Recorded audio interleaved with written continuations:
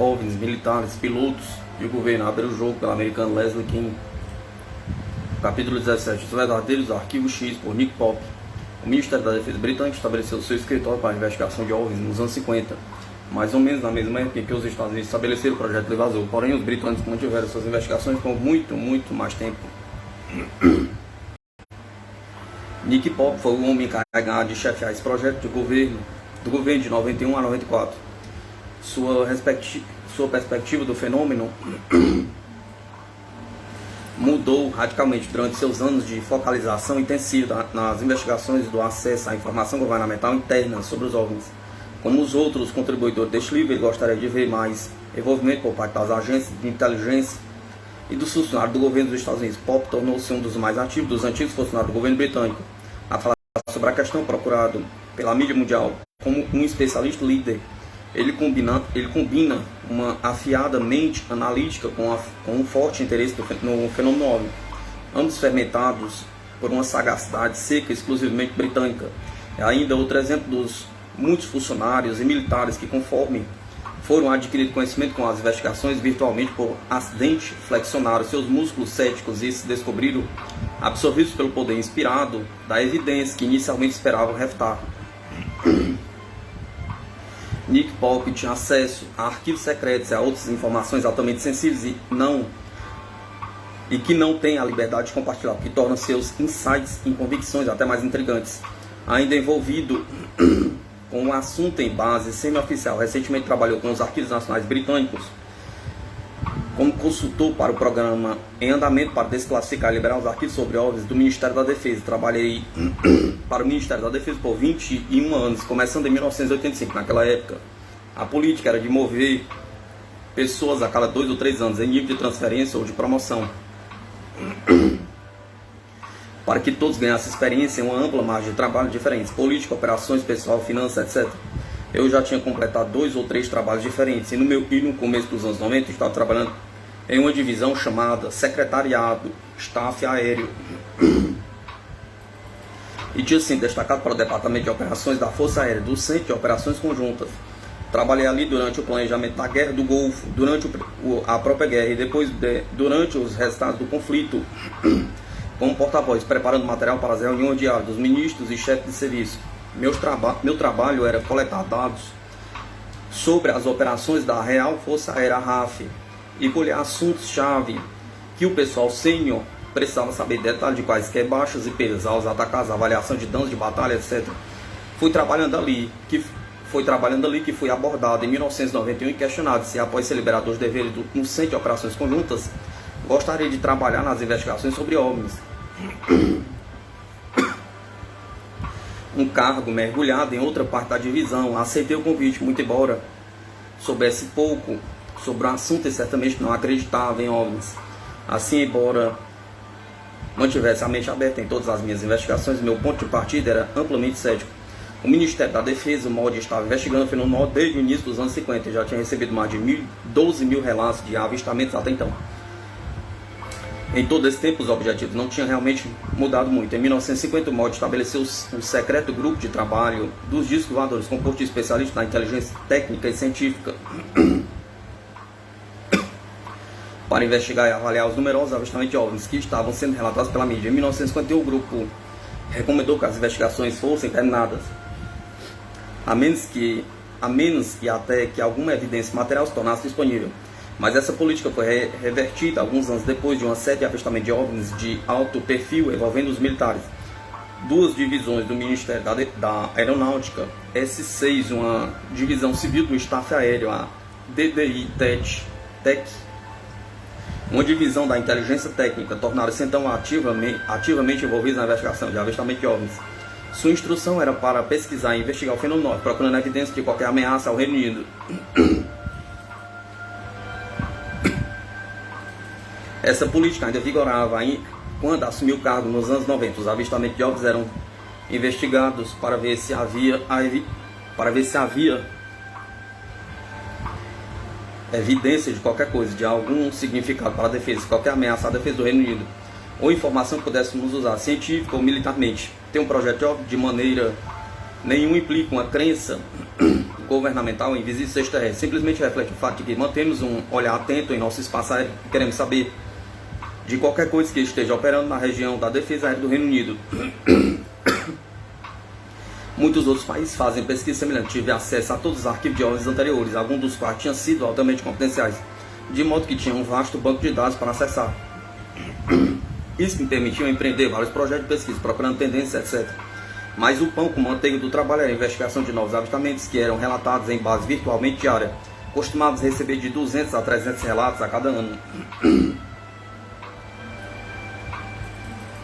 A metodologia de uma investigação é basicamente padrão. Primeiro, a testemunha é entrevistada para se obter o máximo de informações possíveis sobre o avistamento, data, hora, localização do avistamento, descrição do objeto, sua velocidade, sua altura, etc.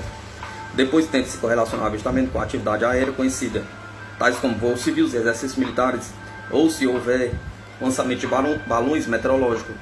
Podemos verificar com o Observatório Real de Greenwich, para ver se os fenômenos astronômicos, tais como meteoros ou bolas de fogo, poderiam explicar o que foi visto. Podemos verificar se algum OVNI foi visualmente rastreado pelo radar. Se tivermos uma fotografia ou um vídeo, podemos consultar vários especialistas do molde para melhorar e analisar as imagens. Podemos também fazer uma ligação com o pessoal do Sistema de Alerta Precoce de Mísseis Balísticos da RAF em Fling Dallas, onde há um radar especial. Finalmente, sobre questões técnicas científicas, podemos consultar o staff da Inteligência e Defesa, embora esta seja uma área que não posso discutir de maneira nenhuma.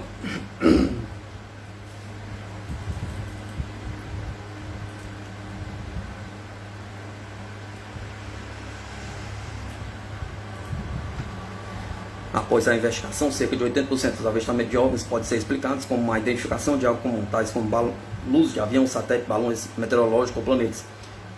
Em cerca de 15% dos casos, a informação era insuficiente para se obter qualquer conclusão. Os aproximadamente 5% remanescentes de avistamentos pareciam desafiar qualquer explicação convencional. Os tipos de casos que tivemos nessa última categoria incluem incidentes com OVNIs que foram testemunhados por várias pessoas, ou as testemunhas eram observadores treinados, tais como policiais ou militares, avistamentos por pilotos civis ou militares, avistamento com evidência fotográfica ou vídeo, onde a análise técnica não encontrou nenhum sinal de fraude. Avistamento seguido pelo radar e avistamento envolvendo aeronaves aparentemente capazes de velocidades e de manobras muito além da mais avançada que conhecemos. Falo de maneira geral, porque meus termos de referência limitavam minhas investigações a avistamentos na região da defesa aérea do Reino Unido. Não estabeleci ligações com outros países a esse respeito, porém, na ocasião, levantamos questões sobre o fenômeno em geral ou sobre avistamentos específicos em outros países, através da respectiva embaixada britânica. Também me encontrei com funcionários de outros países a título privado que estiveram envolvidos em trabalho do governo sobre esse assunto, tais como Jacques Patenet, da unidade do SNES Gipan da França, com o coronel Aldo Oliveiro, da Força Aérea Italiana. Durante essas discussões ficou claro que nossos termos de referências e metodologia eram amplamente semelhantes, como o eram nossas conclusões.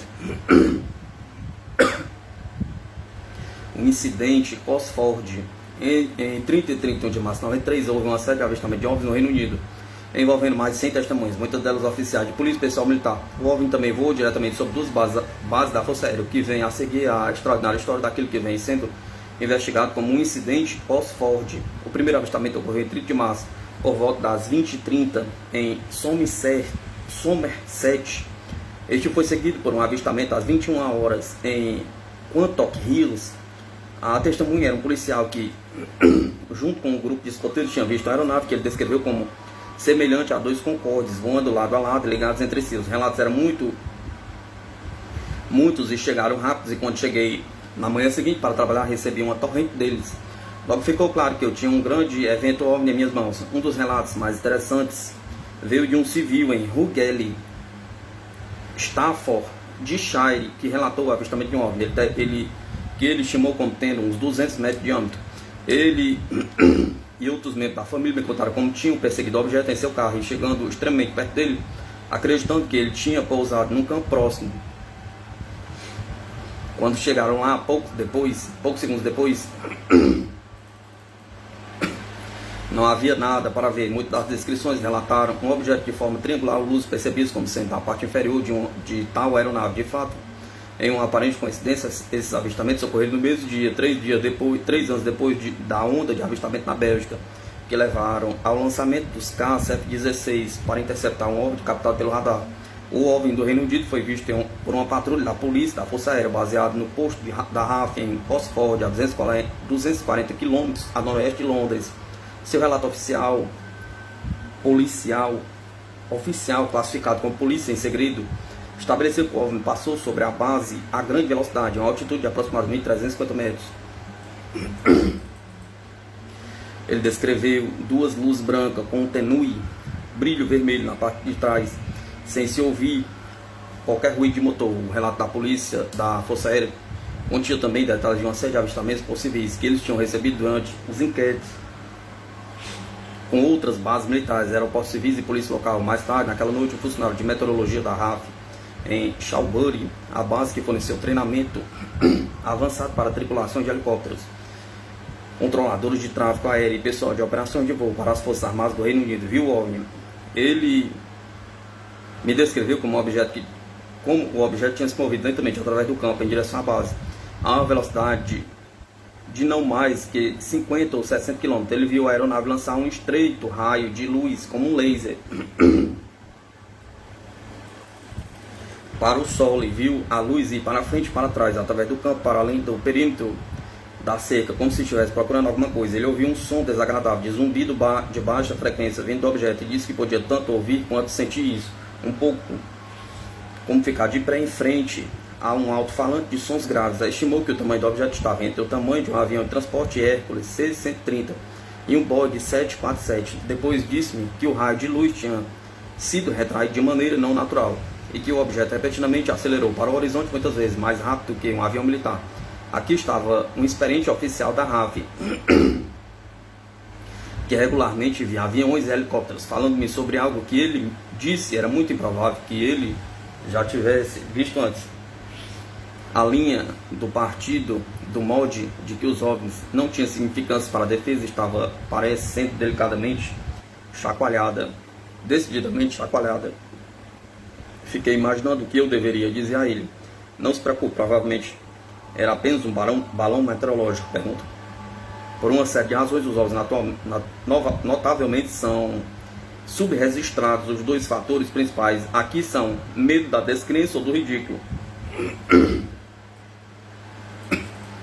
e o fato de que muitas pessoas não saberem a quem contatar para fornecer os detalhes de seus avistamentos. Embora houvesse instruções para que os relatos de OVNIs fossem enviados para bases militares, aeroportos civis e delegações de polícia para serem encaminhados ao molde para investigações, esse sistema nacional nem sempre funcionava. No arquivo do caso 30/31 de março de 93, o incidente com o OVNI deixou claro que houve muito mais avistamentos chegando ao departamento. Uma linha de descartes de um relatório policial de um avistamento de Linksard, Cornualha, afirmava que o objeto foi visto por outros policiais por toda a Cornualha e Devon. Podemos apenas imaginar o número de relatórios de avistamentos que foram subregistrados naquela noite.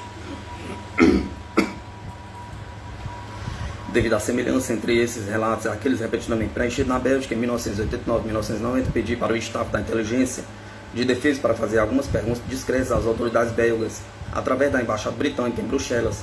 Lembre-me que nosso adido conseguiu falar com o general De Brouwer e os dois pilotos dos F-16.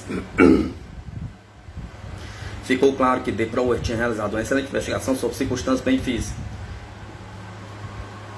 Como De Brouwer, comecei uma investigação detalhada dos avistamentos de Cosford, sendo que a principal diferença era que um incidente de Cosford não fazia parte de uma onda, mas apenas um evento, como a maioria dos casos de trabalhei intimamente com a RAF,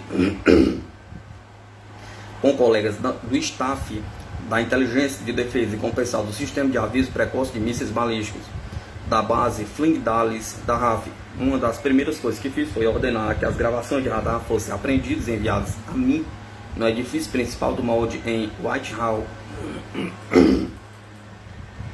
Os dados de radar foram copiados em fitas de vídeo cassete padrão VHS. Chegaram pouco depois. Assisti os vídeos com especialistas relevantes da RAF, que me disseram que havia alguns estranhos retornos de radar, mas que eram inconclusivos. O radar não é uma ciência exata, e em certas circunstâncias pode ser gerados retornos falsos. Posteriormente foi feita uma avaliação mais formal dos dados de radar. Infelizmente, um dos chefes do radar não estava trabalhando no radar primário durante o período relatado, de modo que somente o radar de vigilância secundária podia ser visto. Mas com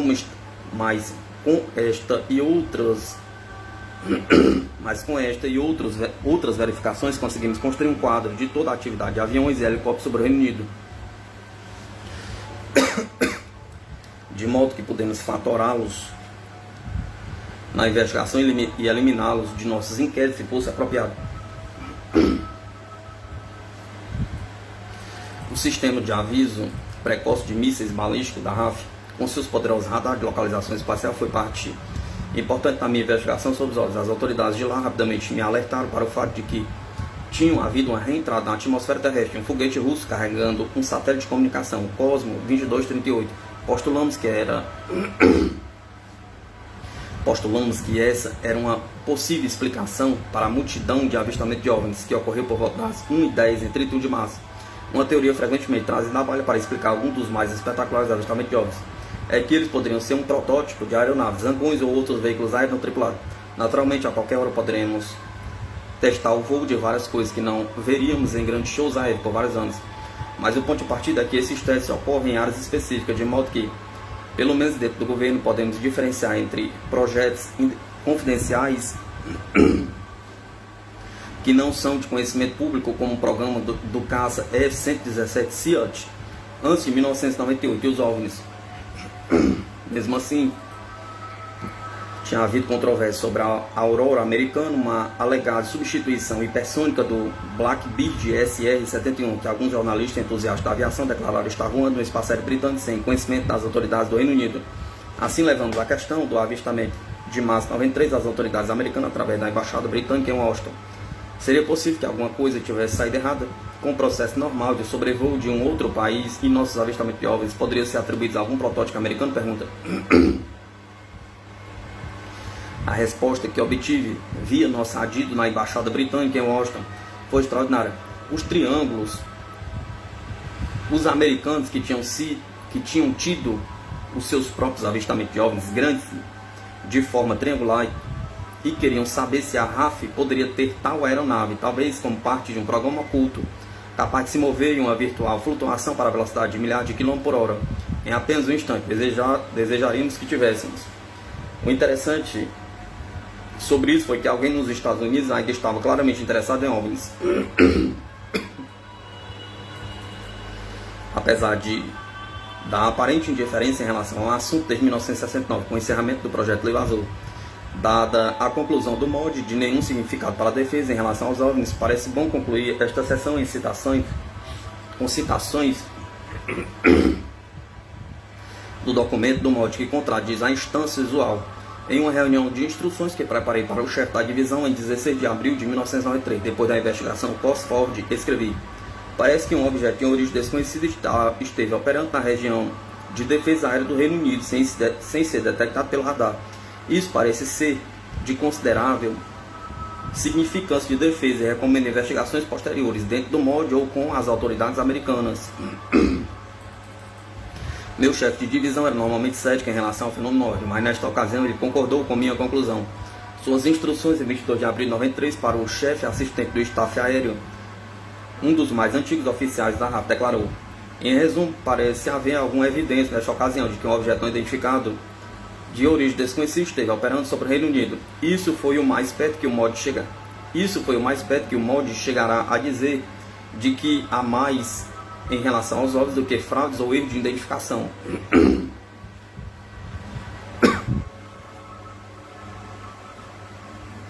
O incidente da floresta Rendlesham, a revisão de um caso arquivado. O mais espetacular incidente britânico com OVNIs ocorreu tarde de uma noite de Natal em 1980, nas primeiras horas do dia seguinte, quando estranhas luzes foram vistas na floresta de Rendlesham, perto de Ipswich.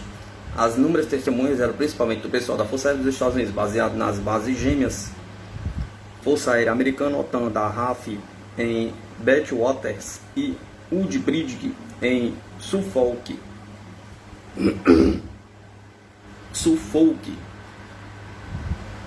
Muito embora os eventos tenham ocorrido em solo britânico, estas bases eram instalações da Força Aérea Americana naquela época. A floresta de Rendlesham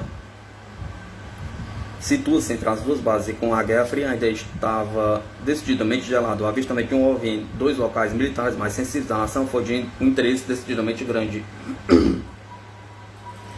No projeto OVNI tive acesso ao grande arquivo do MOD sobre esse incidente, que naquela época não tinha sido liberado ao público. Mesmo a informação mais básica deste caso era extraordinária. Decidi empreender o que a polícia chamaria de revisão de um caso arquivado do incidente. Esse foi especialmente uma análise do MOD sobre o caso, avaliando o que conhecíamos, o mais importante,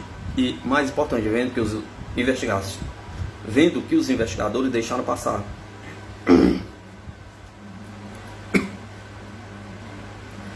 A série de eventos começou nas primeiras horas do dia 26 de dezembro, quando o pessoal que estava trabalhando viu luzes tão brilhantes que temeu que uma aeronave tivesse caído. Eles solicitaram e obtiveram permissão para sair da base e investigar. Não encontraram uma aeronave caída, encontraram um OVNI. A patrulha de 3 homens do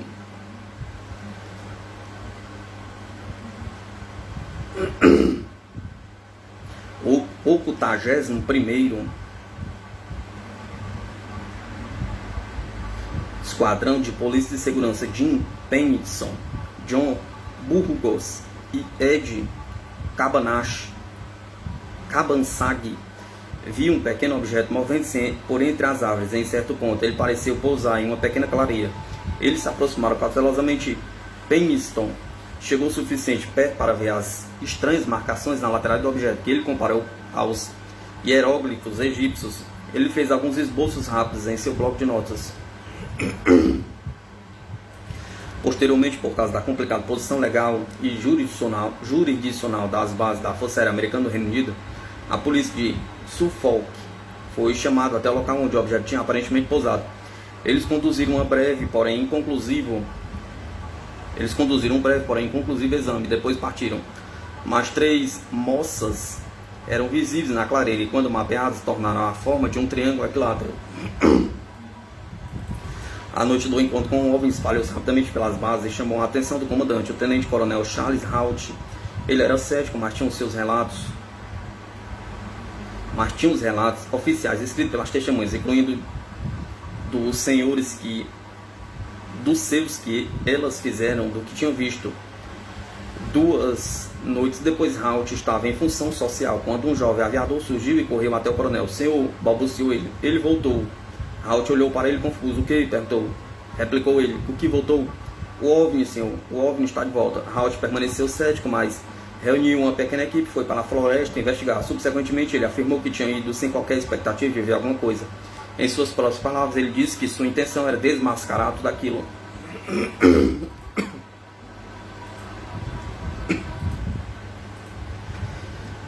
Mas nunca o fez. Ele também encontrou o OVNI, tornando-se um dos oficiais da mais alta patente a registrar o avistamento de OVNI. Enquanto ele e seus homens seguiam o objeto, seus rádios começaram a funcionar mal bem, com as poderosas lanternas que tinham trazido para iluminar a floresta. Misteriosamente começaram a desligar. Uma peça do equipamento que não sofreu esse efeito foi a filmadora que o coronel levou com ele para documentar sua investigação. O vídeo ainda existe e pode-se ouvir a tensão crescente na voz de Haut e nas vozes dos seus homens, conforme o OVNI se aproxima. "Eu o vejo também, ele está de volta. Está vindo por aí. Está vindo por aqui. Não há dúvidas. É ele, é estranho, parece um olho piscando para você. Quase queima os seus olhos. Está vindo em nossa direção agora. Agora estamos observando o que parece ser um raio descendo até o solo. Um objeto ainda pairando sobre a base Woodbridge." irradiando para baixo. Em certo ponto, a tensão em suas vozes parece tornar-se quase pânico quando um OVNI chega mais perto e lança raios de luz para baixo, perto de Halt e seus homens. Após esses eventos, Halt escreveu um relato oficial do incidente e enviou para o Ministério da Defesa. Embora tenha recebido o título inócuo de Luzes Inexplicadas, seu relato descreveu o OVNI da primeira noite como sendo de aparência metálica e forma triangular, uma luz vermelha pulsante no topo e uma fileira de luzes azuis na parte de baixo.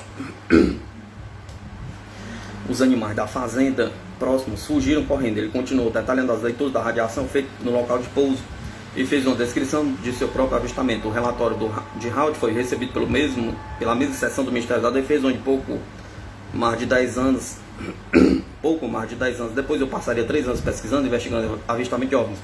O relatório chegou às mãos de meus predecessores, que começaram a investigação, mas eles foram impedidos por um erro crítico que teria terríveis consequências por qualquer que tenha sido a razão, e pode ter sido nada mais do que um simples erro tipográfico.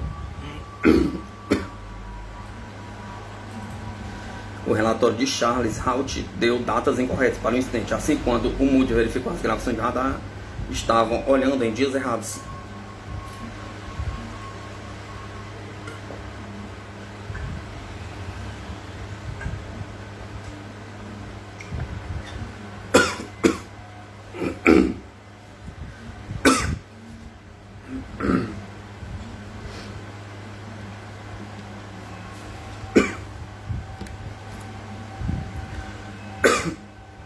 Procurar evidência de radar é uma parte crítica de qualquer investigação sobre OVNIs. Tem havido uma profusão de avistamentos espetaculares de OVNIs ao longo dos anos, muitos relacionados com o radar. Os abrangentes arquivos sobre OVNIs do MOD detalham várias perseguições, incluindo aqueles em que pilotos da RAF encontram OVNIs e os perseguiram sem sucesso. Eu poderia acrescentar, na ausência de qualquer dado de radar, que poderia confirmar a presença dos OVNIs na floresta de Rendlesham. A investigação acabou, contudo, como descobrimos depois, o OVNI tinha sido detectado. Afinal, falei com um antigo operador de radar da RAF, Niger, que estava na base Watton da RAF no Natal de 1980. Tinha recebido uma chamada de alguém da RAF em Bentwaters. A pessoa queria saber se havia qualquer coisa em comum na tela do radar. Ele olhou e por 3 ou 4 varreduras algo apareceu diretamente sobre a base. Foi somente anos mais tarde que Kerr ouviu falar do incidente da floresta Rendlesham e compreendeu que ele poderia ter a peça que faltava do quebra-cabeça.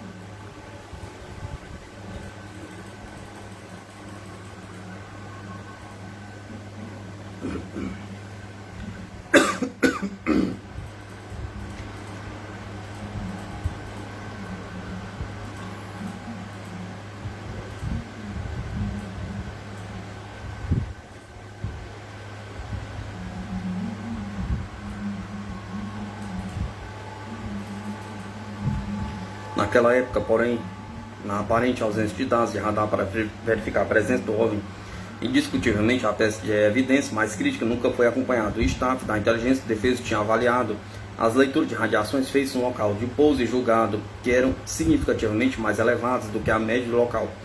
De fato, eram cerca de 7 vezes mais altas do que seria esperado para a área. Reavaliando o caso em minha revisão, fiquei desapontado com o que encontrei. Descobri uma série de erros adicionais que tinham estragado fatalmente a investigação.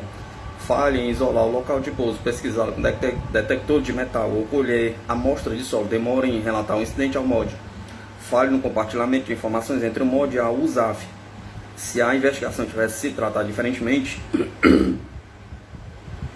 poderíamos saber um pouco mais sobre o estranho objeto que pousou. Enquanto a demora e o fraco compartilhamento de informações foram indiscutivelmente erros humanos, a raiz do problema foi a confusão sobre a jurisdição e se eram os britânicos ou os americanos que deveriam liderar a investigação. Em minha visão, ambos tinham jurisdição, mas as autoridades britânicas tinham primazia e deveriam ter liderado. Justiça seja feita. As dificuldades foram agravadas pela natureza sem precedente do incidente.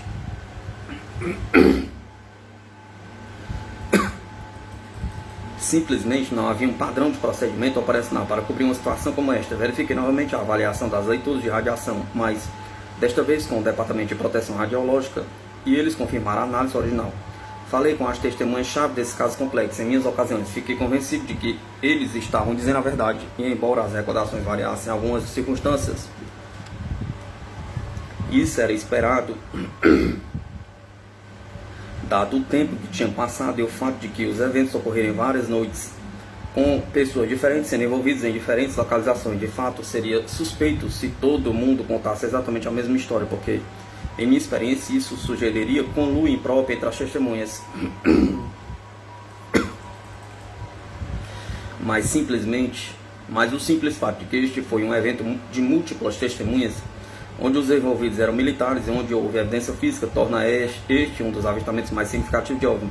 O último almirante de 5 letras, Lord Hugh Norton, antigo chefe do Staff de Defesa do Reino Unido, o equivalente ao presidente dos chefes adjuntos de Staff nos Estados Unidos, embora aposentado naquela época, frequentemente me pedia para informá-lo sobre o fenômeno OVNI e selecionar para ele material sobre o assunto, uma tarefa assustadora para um funcionário do governo de nível médio. Ele era particularmente franco sobre o caso da floresta de Rendlesham e sentia fortemente que a linha do mod sobre o incidente, que os eventos não tinham significância defensiva, era inteiramente inaceitável e em desacordo com os fatos. Em uma carta que ele escreveu para o ministro da Defesa do Reino Unido, da qual fez uma cópia para mim, o almirante resumia sua visão sobre o caso da seguinte maneira: minha posição, tanto privada quanto publicamente, expressa nos últimos 12 anos ou mais, é de que há apenas duas possibilidades. A, uma intrusão em nosso espaço aéreo e pouso por aeronave não identificada ocorreu em Rendlesham, como descrito, ou B, o vice-comandante de uma base aérea operacional armada nuclearmente dos Estados Unidos na Inglaterra e um grande número de seus alistados estava ou alucinado ou mentindo. Qualquer uma delas simplesmente tem de ser do interesse do Ministério da Defesa, o que tem sido repetidamente negado, precisamente nesses termos. O projeto Condigno, em 15 de maio de 2006, foi sob o ato de liberdade de informação do Reino Unido, é que, amplamente semelhante ao FOIA nos Estados Unidos, o ministro da Defesa publicou um relatório anteriormente secreto sobre os OVNIs. Muitas informações sobre estes já tinham sido liberadas, tanto nos arquivos nacionais quanto no website do Ministério da Defesa, mas a liberação deste último estudo era diferente e totalmente sem precedentes. O estudo foi classificado como secreto somente para leitura no Reino Unido, e após 11 cópias do relatório foram feitas, tinha mais de 460 páginas, recebeu o codinome de Projeto Condigno. O trabalho começou em 96 e o relatório final não foi publicado até dezembro de 2000. Interessantemente, a escala de tempo é amplamente semelhante ao semi-oficial Relatório Cometa da França, que foi iniciado em 1995 e liberado em 1999. Não havia qualquer ligação entre os dois projetos, e a alta confidencialidade e extrema sensibilidade do estudo do Reino Unido impossibilitaram a ligação com qualquer outro país. O relatório apresentou uma tentativa de empreender um estudo científico próprio e em profundidade, que olharia todas as evidências que o MOD tinha acumulado em décadas e chegar a uma visão definitiva sobre o fenômeno novo. O meu aposto no staff da inteligência de defesa, que era meu principal contato no staff, e minha passagem para esta organização secreta, tinha discutido isso comigo pela primeira vez em 1993. Como ele parecia intrigado com certos casos de OVNI de nossos arquivos e nossas discussões sobre a aerodinâmica e sistemas de propulsão dos objetos pareciam provenientes de um script de Jornada nas Estrelas. Nada era dito abertamente, mas quando explicações convencionais para alguns dos mais convincentes casos de OVNIs eram eliminados, dedos eram apontados sugestivamente para cima, e sempre que a questão de quem estava operando esses OVNIs era mencionada, a maravilhosa expressão "aquela gente" era usada. Esses encontros mais frequentemente eram privados, iam após nós dois e ninguém anotava nada. Iam apenas nós dois e ninguém anotava nada. Porém, em uma ocasião, meu chefe me acompanhou e sentou-se em silêncio, na maior parte do que se tornou uma reunião particularmente surreal. O que ele quis dizer com "aquela gente"? Pergunta. Ele perguntou, de maneira exasperada, quando retornamos ao nosso próprio escritório. Mas como fazer um estudo comissionado quando tantos de nossos colegas achavam que o MOD devia desistir completamente de suas investigações sobre OVNIs, como a Força Aérea dos Estados Unidos tinha feito em 1969? Uma das nossas táticas era simples pré-digitação linguística. Banimos o acrônimo OVNI. Uma menção a OVNI e os preconceitos e sistemas de crença das pessoas afloraram. Era simplesmente uma pré-digitação linguística. Banimos o acrônimo OVNI. Uma menção a OVNI e os preconceitos e sistemas de crença das pessoas afloram, sejam elas crentes ou céticas. O termo era muito emotivo e carregava muita bagagem. Assim inventamos a expressão fenômenos aéreos não identificados, FANI, como substituta e tentamos usá-la em todos os documentos internos, empregando o termo OVNI apenas em nossas relações com o público.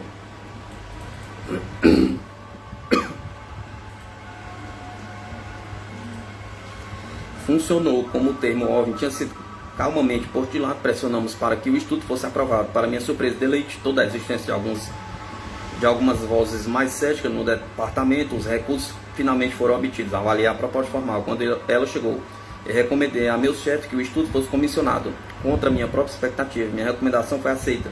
Porém, o projeto foi subsequentemente adiado. Em 1994 fui promovido e passei a trabalhar numa seção diferente. Portanto, não fiz parte desse estudo e certamente não sou, como tem sido declarado na internet, seu autor anônimo. Assim, o que conseguimos? Pergunta. Após 4 anos e 460 páginas de análise, será que conseguimos resolver o mistério dos OVNIs? Pergunta. Bem, não conseguimos. O que conseguimos foi uma abrangente extração junto a alguma pesquisa existente, acompanhada de algumas notas teóricas, de algumas novas teorias exóticas. Que os FANIs ou OVNIs existem é indiscutível, estabelece o resumo executivo, antes de dizer que não foi encontrada nenhuma evidência que sugira que eles sejam hostis ou estejam sob algum tipo de controle, mas, por sua própria admissão, o relatório não forneceu uma explicação definitiva do fenômeno. O estudo não conseguiu fornecer a certeza da explicação de todos os FANIs ou OVNIs, diz ele, deixando a porta aberta. Um dos aspectos mais controversos relaciona com o relatório, com o que o relatório chama de campos relacionados de plasma. Plasmas atmosféricos eletricamente carregados receberam o crédito de terem originado alguns dos relatos atmosféricos, de grandes aeronaves de forma triangular, enquanto a interação de tais campos de plasma com os lobos temporais do cérebro é citada como uma outra razão do porquê as pessoas sentirem que estão tendo uma experiência estranha. O problema é que não há consenso científico aqui e não se deveria tentar explicar um fenômeno desconhecido citando evidência de outro. Em outras palavras, você não pode explicar um mistério com outro. O relatório também trata de questões de segurança de voo. Há numerosos avistamentos de OVNIs envolvendo pilotos e autoridades da aviação civil. Tem registro de alguns casos aterradores de quase disparo de mísseis entre aviões de caça e OVNIs. Em um desses casos, em 6 de janeiro de 1995, um OVNI chegou perigosamente perto de bater em um Boeing 737 com 60 passageiros a bordo, em sua aproximação do aeroporto de Manchester. A autoridade da aviação civil recomendou aos pilotos que relatassem o encontro com o OVNI. Contudo, o relatório oficial declara que tanto o grau de risco ao avião e as causas eram incalculáveis. Numerosos pilotos da RAF também têm visto OVNIs. Falei com muitos desses testemunhos e nem todos fizeram um relatório final. O projeto Condigno possui uma intrigante recomendação quando chega a parte de tais encontros aéreos. Nenhuma tentativa deve ser feita de manobrar melhor que um OVNI ou FANI durante a interceptação.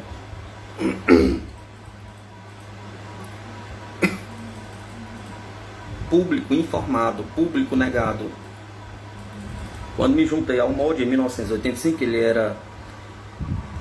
ele era uma organização fechada, com público e interface de mídia limitados, mas o Ato de Liberdade de Informação, FOIA, do Reino Unido, entrou plenamente em vigor em 2005, e o departamento que deixei em 2006, depois de uma carreira de 21 anos, ficou virtualmente reconhecível, diferente daquele que conheci. Quando lá comecei, mais de 2 décadas atrás, a seção onde trabalhei estava agora tão ocupada lidando com os pedidos, que foi que isso tinha passado a ter precedência sobre a pesquisa e investigação que era feita na minha época. Poucos avistamentos de ovos foram investigados em qualquer sentido que a palavra tenha, e a maioria dos avistamentos suscitou pouco mais do que uma carta padrão, se a testemunha era um piloto comercial ou oficial militar. O incidente era pelo menos investigado, mas não na extensão que anteriormente se investigava.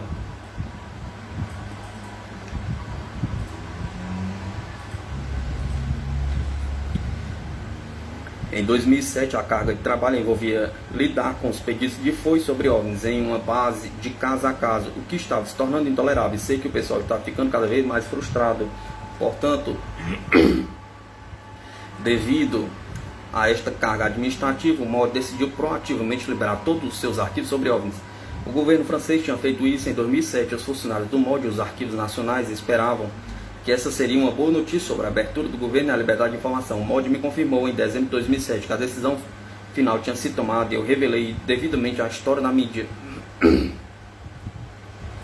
Os 160 arquivos, alguns dos quais contendo centenas de páginas de documentos, abrangiam ao todo dezenas de milhares de páginas. Cada página tem de ser considerada quanto à redação para assegurar que as informações confidenciais e dados pessoais não sejam liberados. O primeiro lote de 8 arquivos foi liberado em 14 de maio de 2008. E em um mês houve cerca de 2 milhões de downloads no website dos arquivos nacionais. Até agora muitos dos avistamentos de OVNIs são mundanos, mas há alguns relatos extraordinários de pilotos militares e civis e avistamentos corroborados por evidências de radar. Espera-se que o programa de liberação seja completo em 2011. O MOD estava no meio de seu programa de liberação dos arquivos sobre OVNIs quando tomou a decisão em dezembro de 2009 de fechar seu escritório, que recebia os relatos do público. O bem conhecido balcão OVNI. Para o desapontamento de muitos, fiquei surpreso por não ter havido nenhum anúncio no parlamento, nenhuma consulta pública sobre a mudança de política, o que acabou com toda a correspondência com o público britânico sobre os avistamentos de OVNIs. Em vez disso, a notícia estava vazando de maneira a não atrair a atenção através de uma emenda de um documento já existente, como relatar um avistamento de OVNI na seção de liberdade de informação do website do MOD. Um novo texto afirma que em mais de 50 anos nenhum relato de OVNI revelou qualquer evidência de ameaça potencial ao Reino Unido. Continuou a dizer que o MOD não mais responderia aos avistamentos de OVNI, nem os investigaria. Diante disso, parece que o projeto OVNI do MOD foi encerrado, espelhando o que tinha acontecido ao projeto Livre Azul nos Estados Unidos. Mas a real situação era sutilmente diferente. Um porta-voz do MOD disse à imprensa que qualquer ameaça legítima ao espaço aéreo do Reino Unido seria seguida por novas verificações de radar 24/7 tratado pelos aviões de caça da RAF. Isso confirmou o que eu já sabia. Atrás das portas fechadas, longe do escrutínio público, os avistamentos de OVNIs realmente interessantes não seriam ignorados. Avistamentos feitos por policiais, OVNIs testemunhados por pilotos civis ou militares, objetos são relacionados seguidos pelo radar. Todas essas coisas continuariam a ser observadas, embora fora de um projeto OVNI formalmente constituído. Isso não seria surpresa, afinal, onde a evidência surge que o espaço aéreo do Reino Unido foi penetrado por um objeto não identificado, precisa haver automaticamente um interesse defensivo. Pensar e agir a partir de uma posição de indiferença porque o objeto intruso é uma aeronave não convencional seria perigoso. Como muitos países, a Bretanha permanece vulnerável à espionagem e a ataques terroristas. E se o OVNI se transformar em um protótipo de avião espião, Zangão pergunta. E se for um avião sequestrado com o seu transponder desligado, como vimos em 11 de setembro, pergunta. Dada a segurança climática atual, esta não é a hora de tirarmos os olhos da bola. Simplesmente por causa da bagagem associada ao termo OVNI. Tenho sentimentos confusos em relação a este recente e controverso desenvolvimento. Por outro lado, afastar o público parece um retrocesso em termos de responsabilidade. O governo aberto é talvez até paternalismo. Por outro lado, os avistamentos de OVNIs no Reino Unido estiveram em alta nos últimos 10 anos e o MOD estava recebendo mais pedidos sobre OVNIs do que sobre qualquer outro assunto. Separar-se disso e concentrar-se nos avistamentos feitos por pilotos e em objetos não relacionados pegos pelo radar pode apresentar a nossa melhor chance de fazer progresso em nossa investigação do fenômeno OVNI. A realidade é que os OVNIs ainda não foram levados a sério e investigados, ainda são tratados como algo em potencial significado, ainda são tratados como algo de potencial significado defensivo. Mas infelizmente agora o público em geral não será necessariamente mantido informado sobre estes casos mais importantes de OVNIs, enquanto o MOD tem se mantido sem necessidade na defensiva no que se refere aos OVNIs, procurando constantemente subestimar o assunto e o envolvimento do departamento. Não tenho visto evidência que sugira a existência de uma conspiração para abafar alguma verdade sinistra sobre os OVNIs. A maioria dos avistamentos é má identificação de objetos comuns e fenômenos naturais, mas há evidência convincente nos arquivos do MOD e nos arquivos de outros países que demonstram que alguns OVNIs não podem ser explicados em termos convencionais.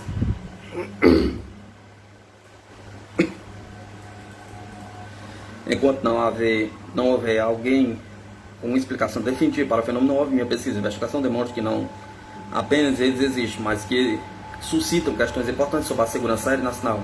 Apesar da natureza extraordinária de alguns materiais desse capítulo, tudo que eu escrevi pode ser verificado por referência aos documentos disponíveis no Arquivo Nacional no website do MOD. Porém, as pessoas frequentemente me pedem para ir além dos fatos e entrar nos domínios da especulação.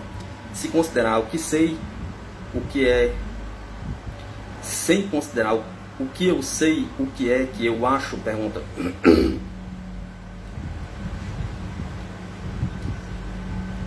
Em que eu acredito, pergunta.